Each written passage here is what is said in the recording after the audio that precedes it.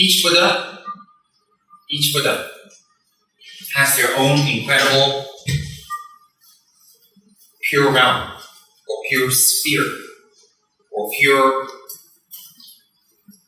abode. This pure abode arises from their own attainments. This arises from their own enlightened mind. Why? Buddhas, or highly enlightened beings, can emanate multiple bodies in multiple places. So they can emanate multiple bodies or bodies in different places. Why can they multiply? Why can they emanate buildings, or places, or trees, or grass, or flowers, or mountains, or places to exist? If they can multiply and they can emanate thousands and thousands of bodies, why can't they also emanate a pure realm? So by logic, if you can believe in the Buddha's emanation, you can also believe in non-animate emanations. Does everybody understand that? So each Buddha has that. And what happens is each Buddha's emanation realm, to achieve that place, or to get that place, is through a certain practice or a certain type of discipline. And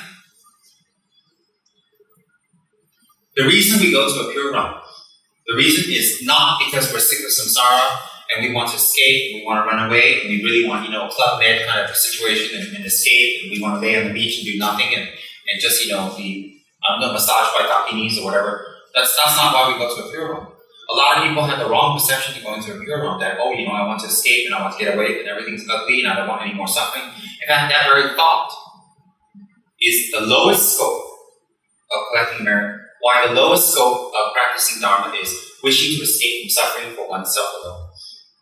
So that would not be a very strong cause to get to a pure realm. It would be a cause. Why? Discussing samsara, fear of samsara, or understanding samsara's nature. So it becomes a cause to go to a pure land, but not a strong cause because it's the lowest scope motivation. So therefore, what is the cause for getting to a pure realm? The cause for getting to a pure realm is seeing samsara's ills and its deceptions and its impermanence, and how its promises are actually illusory. And wanting to escape from this, and wanting to become a fully enlightened being, and wanting to find a place where we can practice Dharma uninterrupted and free of obstacles and difficulties and commitments. So with this kind of thinking that I wish to become a fully enlightened being in order to benefit others, or in my exact same entrapment and difficulties, and I wish to help them very much, and I'm not in a situation to help them, but I want to be in a situation to help them. May I be born in a place where there are great lamas, that the teachings are pure, that my body will be healthy, that I will have the necessities and material needs fulfilled effortlessly and without much effort, that I may be sustained to do Dharma practice. And when we make this kind of prayer, it's actually not something that we get relief for ourselves, but it's more to get a situation where we can practice to become better faster. Example, if we practice Dharma in Malaysia, it's much better than many countries. Why? We don't have to worry about tsunamis. I mean, in KL at least, except for Penang. We don't have to worry about tsunamis. We don't have to worry about floods, except in KL town, but we're in BJ, so EE. We don't have to worry about floods here. We don't have to worry about disease. We don't have to worry about no water, no electricity. We don't have to worry about all these things that can take our life away or damage or threaten our life or the comfort. Look, electricity is very easy. Aircon is very easy. It's a modern, fabulous, advanced country. Food is plentiful. To live is easy. You just make a little bit of money. It's very easy. I mean, a lot of places in Europe and Taiwan and Hong Kong, you think you can get such a big space? No way. No way. This kind of space in Hong Kong, you're considered filthy rich.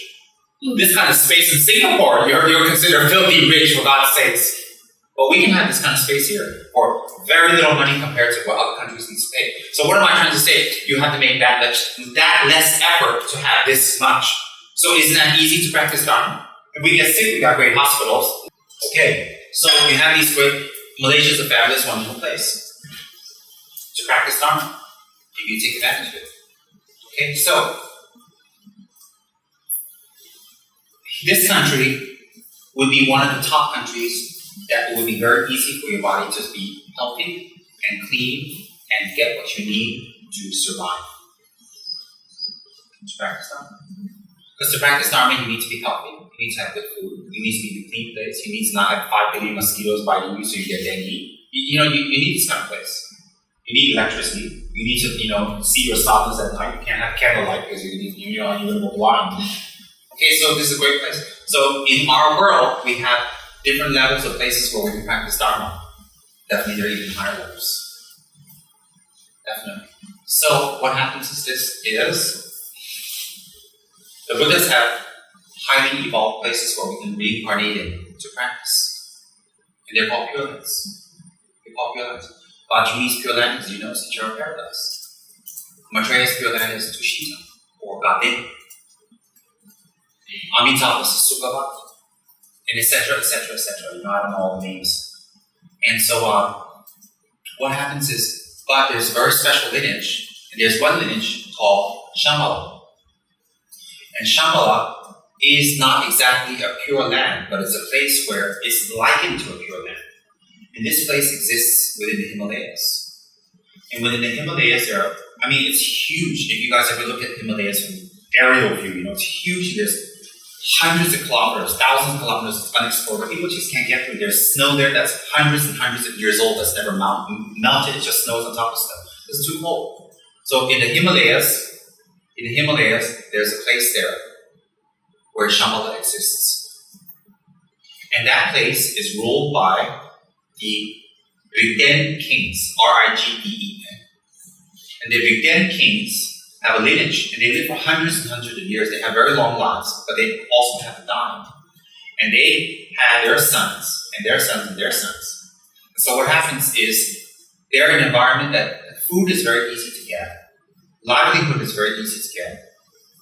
And partners, and there's no wars there, and it's very quiet. People have disputes, but it's easily solved. It's kind of like, Atlantis, that kind of situation, but much better. Because Atlantis, it's just women. But in Shambhala, oh no, it's not Atlantis, that's Amazon. Atlantis is kind of like just Greek, but we Asians have our own version too. So over there, they worship Diana, we worship Vajrayani. So in any case, during the time of Shakyamuni, the Rigden king, or the ruler of Shambhala at that time, traveled with his entourage to India and received teachings from Lord Buddha himself. Remember something, Lord Buddha is enlightened. Do not think that he only gave teachings to men and to women and to humans. If you think that, you are limiting his ability. When Buddha became enlightened, he became enlightened for all sentient beings, not just for human beings. So don't have a human being arrogance. Many of his teachings were taught and preserved to non-humans, to nagas, to devas, to the demigods. Many teachings were given and preserved in other places. For example, some of the teachings that were teaching perfection and wisdom teachings were taken down to the Naga realm and kept. When Nagarjuna came, he was able to extract back to them. That's like a terminal, because the perfection and teachings were more beneficial later on. So what's my point? Is that a lot of teachings were given to non-humans and saved. So do not have the arrogance that what you see is that's it. No. You see, when I came from America the first time to Asia, I came across people that were possessed. I came across spirits and all that stuff, people who had spirits, and I kind of waved it off. Because that's kind of the way we're raised in the West. If you can't see it, it is not true. But that's arrogance. That is totally arrogance. Why? There are many things Western scientists cannot explain. Example, the Chinese philosophy of acupuncture, which totally works. Acupuncture works. Acupuncture totally works. Now, Western scientists in America say, oh yeah, it works, like duh. Like the Chinese knew that 5,000 years ago. So what I'm saying is, you can't see the qi. You can't see the meridians, but they are there. Why? Because the healings that the Chinese doctors do for people are not psychosomatic. Not psychosomatic based or psychosomatic relief. They really get relief. People go and get checks, they have arthritis or whatever, they do that, they get well. It's proven. So what's my point is, there are phenomena like that the West is just starting to see. And it's good. Why? They will prove all their things correct eventually. I have no doubt about it. If they cannot prove it correct, then that means that high lamas don't have attainments. It will be proven in the future. So anyways, Shambhala exists. And it's there. And the thing is, it's on our planet. And so the Shambhala kings went to Lord Buddha and received teachings, made humble offerings with their entourage. And a special set of among the many other teachings they received, one special set of teachings called the Kala Chakra Tantra. And the Kala Chakra Tantra is very unique because it's one of the highest yoga tantras which you can achieve enlightenment in one lifetime, 7 or 14 lifetimes. Maximum is 14. It's the highest tantric yoga teaching. So he received that, and he went back to Shambhala, and he practiced as a king, and he gained attainments. And he was authorized by Lord Buddha to give teachings to his subjects, and to his consort, and to his sons. So he passed the lineage to his son, to his son, to his son. Right now, we're living in the age of the 21st great king of Shambhala. Okay? Now, what happens is this, is that we can reincarnate in that place. And the reason we reincarnate there, if we want to be associated there, is to practice Dhamma. Very strong, very powerful. And it's a physical place. And so what happens is, in Shambhala, the kings of Shambhala are called Rinpoches, or Sakyoms, holders of the earth. It's the highest form of existence in samsara. I mean, on planet Earth, that is. Why? By virtue that they have everything much easier than us. And the queens there are Sakyong Wangmos. So I had that question for you. So the kings of Sakyong, the queens of Sakyong Wangmos, and the queens are equal to the kings because by virtue of their attainments. Buddha never taught any teachings that are restricted to gender. None. That's why within Buddhist practice, male and female is equal. And in fact, there's a vow within Tantra to criticize or chastise or to put down women is an infraction of the vows. Why is that so serious? Because where Lord Buddha's teachings originated, there was this look down on women in ancient Indian society, which was wrong. So Buddha knew it was wrong. He wasn't doing that because he was a feminist. He was doing that because if you put down women, you cannot get attainments. You cannot. Why? In our previous lives, we were women many times. So if we put women down, we put ourselves down. And in the future, we'll be women again many times. So we put women down. It's not possible. It's illogical. So in Buddha's teachings, gender bias is non-existent. Now, if there is any in Buddhist countries, that's when there are cultures, that's not for Buddhism. Okay, now, what happens is that the queens there were highly attained, just like the kings. Highly attained. So they're not normal consorts. They're consorts of the highest caliber, highly attained. Now, they have their king's court, or the residence of the king within his kingdom of Shambhala is called Kalapa, or Kalapa court. So they had the major domos, they had the butlers, they had the maids, they had the assistants, they had the Lord Chamberlain, they had the finance ministers, they had the minister of security, they had all of that, just like a normal kingdom. So this place was different because although their court was based on a royalty or royal monarch, but it was not a normal king. It was a king, a Dharma king. It is a Dharma king right now. It's existing right now. So what happens is, the people in the world, there are many lamas in the world who are ambassadors of Shambhala. What is an ambassador of Shambhala? An ambassador of Shambhala is someone that teaches and disseminates the Shambhala teachings so it would help people to achieve rebirth into that place. So when they achieve rebirth in that place, they have an easier place to do Dharma practice. So there are many lamas, like one of the Shambhala warriors is so Dharma. There are many Shambhala warriors out there. And what it is that it is ambassadors who help you to achieve rebirth into Shambhala. So therefore, Chugyam Trungpa, I have no basis for this, but based on what I've read in his book, he must be an ambassador of Shambhala. So when you're an ambassador of Shambhala, you have all the powers of the king of Shambhala when you're out of the kingdom. So example, you're thinking, well, how does that relate? Very simple. Our ambassador of Malaysia in Singapore would represent all of us. They would have to show the same respect they show our Prime Minister to him. He is in fact equivalent to our Prime Minister outside of Malaysia. Is that agreed upon?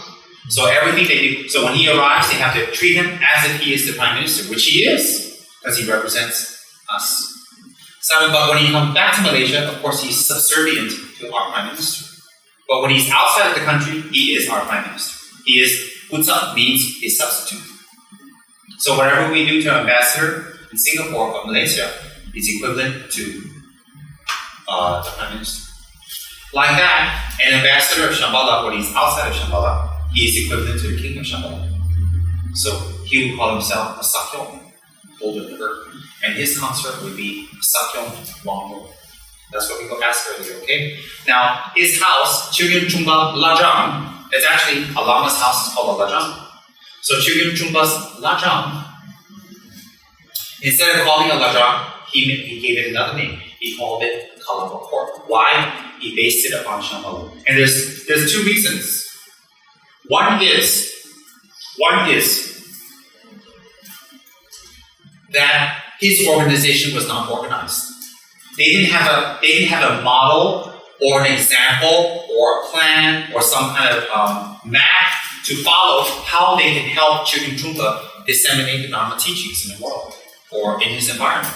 So they didn't know, he needed a changze, which is a major domo.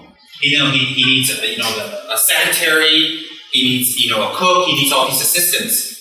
They don't know what to do because it's a Lama coming there. It's the first time. They don't know what it's about. They don't know what he's supposed to do. Nobody really understood. So he needed to base it on something. So people had a model to base on how to help Chugyum Trungpa or serve to disseminate the teachings. So what Chugyum Trungpa did was he took the Kalapa court setup of the Rinpoche kings and put it in his own court. So his Chugyum Trungpa Lajang is called Kalapa court. So everything in the Kalapa court is a mirror image of the original Shambhala. That's one. Second thing is, being a highly realized Lama, he may be a king and she may be a queen, but he's not a king and queen of this earth. He's a king and queen of Shambhala. Why? Because if I was to meditate on Kala Chakra, listen very carefully. If I was to meditate on Kala Chakra and I achieve enlightenment, that means I have become one with Kala Chakra. When in Buddhism you say you have become one with your yidam, it doesn't mean that the yidam dissolved into you and you became one with that being. When you become one with the yidam, it means that your attainments has become equal to the deity you are meditating on. So you are Kala Chakra yourself. That means whether the Kala Chakra deity is here or you're here, whoever they prostrate to, it's equivalent. Why? Buddha's taught Dharma so you can become a Buddha. So if you became a Buddha, you must be equivalent to the original Buddha. Otherwise, how do you become a Buddha? You can't be a Buddha that's a lesser Buddha. Not logical. So therefore, when you become one with your yidam, or closer, that's why we do retreats. We do retreats to become closer with our yidam. The reason we become closer is to become the yidam.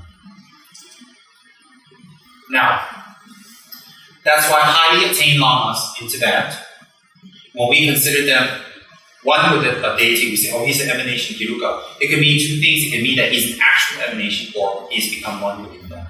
Either way, it's the same. Either way, it's exactly the same. An attained being is an attained being, whether he's in a lama's form or he's in a yidam's form. So, now, Chugyum Trungpa based his household and his organization on the Shambhala map or on the Shambhala way of running things. So in the Shambhala way of running things, the Lama there is a layperson and he has a consort. And the consort is there to bless the kingdom with the next Lama because males can't have babies. So therefore, the consort of Shambhala, her function is exactly the function of the kings, but she has an extra function. She can bless the whole kingdom with the next lineage of lamas and teaching, the next three kings. So if you think of her as a baby factory, then you put her down. She is not. She's a divine being who creates divine beings. And the purpose of her creating divine beings is that these beings are carrying on the teachings to benefit many people who are born in Shambhala. That's one. So the Sakyong Wangmos of Shambhala, we respect very much. If we were to meet her, we will prostrate to her and offerings to her. Why? She's a highly attained being. So like that, in Chugyum Trungpa's case, in order to become very close to his students, to push away projections and to push away him and them getting close, he gave his monk vows back. And he took on a consort. And the consort became his driver, his secretary, his appointment maker, his financier in the beginning, until later on he got all these in the form of the students. You see, when Chugyum Trungpa first started out, he had a lot of problems. He had a lot of obstacles. Tremendous financial obstacles. People even reported him to the police. Not police, the immigration, you guys saw. And also, he had no one to assist him. So he is a great Lama, and he can teach, but he needs a secretary. He needs all these people to assist him. So he had no choice. She came in the form of his consort. So this consort is not his subservient. She is his equal. But her role is to help him to disseminate the teachings that he's been doing for many lifetimes. So therefore he gave her the name of Sakya Wangmo. Why? Just like in Shambhala, where the consort there helps to disseminate the teachings, here she helps him to disseminate the teachings, and hence her function, one of her functions. And at the same time, whether she was fully enlightened or not, she is, because she's alive, fully enlightened. Now, I can't say, but when we give a name to a person that represents something very high, the meaning is to plant the seeds for them to identify with that person so they can become that person. So I think, I can be wrong, I have no evidence, that Chugin Trungpa gave this name to his consort so that he can plant the seeds in her to take rebirth in Shambhala. Maybe she can take rebirth as an actual consort of one of the future kings. He planted that. It's possible. It's possible because everything else he does has great benefits, so there must be some reason behind that. And similarly, his major domo, his assistants, and all his people he based on Shambhala, when he gave them the name, he actually is planting seeds for them to carry on that job, to disseminate the Dharma in some way so that they can take rebirth in the Pure Land. So that means if, he had one assistant, was it David or something? I think it was David, who was totally, what did he assign him to be? His secretary, right? Appointment as secretary. David refused. You guys remember? I think chapter 13, 14 or something. He said to him, I want David to be my secretary, and David refused. Well, David doesn't have much guru devotion. David, after so many years of being with his Lama, still doubts his Lama. So Chugin Trungpa knows that it would be very good for him to be the servant or the daykeeper or the assistant of the Lama in that way, that David can purify his karma and create a difference in his rebirth in the future by doing this job. Why? Because he's facilitated the job for many people to receive the Dharma. But David refused because he doesn't have the knowledge to see that. He doesn't have the clairvoyance or the power to see that. He refused. So Chugin Trungpa used raffle means. He sent people there to turn his furniture upside down. He turned his furniture upside down to say to him, you have to do it. So David eventually said, okay. But he was very resistant, very difficult. Why? Huge ego, no faith, very strong bad karma, and basically heading for a lower realm. Basically. That's why Chugin Trungpa, with all his students, with so many people in his organization, why do you think David was said to do it? And David still refused. And when David refused, the normal thing you guys would think in this part of the world was, let him go, let it be, never mind. Rinpoche should be compassionate. Rinpoche should be nice and understanding. But he blew your mind away by saying, no, you're going to do it. And he held David quite long. He did. He came out very successful. David. So what happened is, that's what it's about. The motivation that we should have is, I want to benefit other people tremendously. And therefore, I want to take the word of Shambhala. And by having that kind of motivation, it propels one to take rebirth there. And when we take rebirth there, we practice Dharma to accelerate its speed to becoming enlightened. Now there's a catch. Listen carefully. For those people who totally wish to take rebirth in Kichara Paradise, they totally wish to take rebirth in Shambhala, so that they can receive teachings directly from the Ligden kings, or the consorts, the Sakyam Wangmos, or from Vajrayani herself in Kichara heaven, or Hirupa. They totally wish that, right? They totally wish that environment.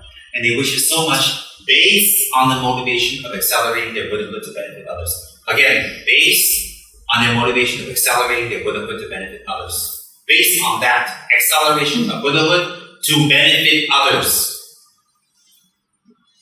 And in fact, some people don't even need to take rebirth in Kichara Paradise or Shambhala. Right here and now, they become enlightened. They can attain very high levels of enlightenment. Why? When we go to Shambhala and when we go over to Kichara Paradise, we don't just hang out there and dance around with the dakinis and have a great time and drink nectar all day long. We become enlightened. Once we become enlightened, don't think Vajrayani hangs around and say, let's have a picnic. to get lost, go down there and go help people. Go and help. I know some Rinpoches, and it's not a joke, it's inside. They know when they're dying, and they prolong their life until a certain time. And I've heard them joke. One Rinpoche I respect very much. He passed away.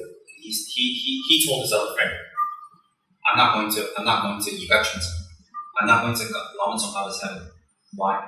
He doesn't let you even stay a short while. He even tells you to go down and help people. I'm going to Kuchar Paradise for a while. He said that. He passed away after saying that. His name is Chi Yongzin Rinpoche. Chi Yongzin means his previous life was a Dalai Lama's teacher and Gamen Tongpa. Very humble. Very. I used to cry seeing him. Serenade. I used to talk with him. I was a little upstart thinking I was somebody. He was really, really incredible. So anyways, he would say that all the time. They would joke about it. The other Lama was living in New Zealand or something, and he came to see him because they were friends, the other Rinpoche. And he waited for him when he came to me. He waited for his friend to come. And his other friend said to him, oh, you know what? He said to his friend, we're both going to Bajrayani's heaven, but you're going to go first. See you later. Look at that. I wish I could have a conversation with my friends. You know, hey, man, we're both going to Kuchar Paradise, but you're going first. He's like, I am? I'm like, oh, okay. Oh. I mean, I can't have that conversation with anybody. Nobody here. Our conversation would be like, where are you going the next life? I don't know. It's like probably, it's like playing Russian roulette, don't know a lot. Yeah, they talk like that. And that's inside. That's not things you don't hear, that's things we hear. I'm sitting by like, and they say it very quietly so you can't hear it. But somehow with big ears like me, I hear it. Why? Because I was reincarnation of a jackal with big ears.